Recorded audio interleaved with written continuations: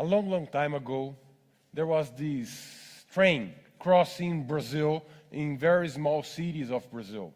And it was a very hot day in summer, and my grandpa was in this train. There was a lot of people in the train was crowds. My grandpa was a still young man. He didn't met my grandmother at that point, and Grandpa Americo was his name. He was sitting alone, and his hat was in the other seat. And the train stopped in a small city, and a beautiful lady walked into the train. And he thought, oh, maybe she can sit next to me. So he took his hat off the place. And she just crossed and didn't stop in his seat. While he was looking backwards, looking for that lady, suddenly there was a huge silence in the train. And everybody that was behind him was looking forward in silence.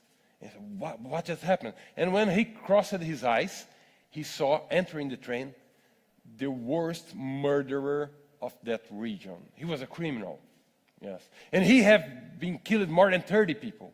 Half of them for money, because that was his job. And the other half of them just because he thought they were annoying.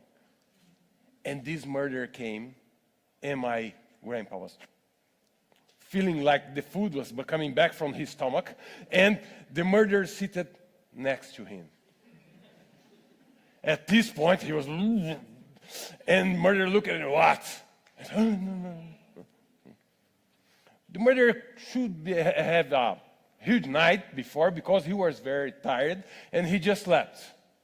But the food, my grandpa's stomach just came, and he was not feeling well, and at some point, he just vomited in the chest of the murderer. But he was probably very tired because he was still sleeping. But people in the train said, oh. Grandpa Americo said, oh, I'm dead.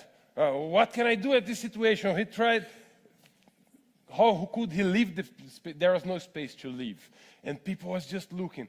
Suddenly, the murderer wake up. Looking at his chest. Oh, dirty. He looked into Grandpa Americo.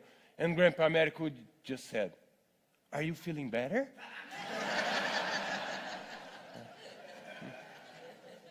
I'm Fabrício Laguna. I'm from Brazil. I'm also known as the Brazilian BA, and I'm representing IIBA today to talk about developing the Nimble characteristics of an organization, adapt or die.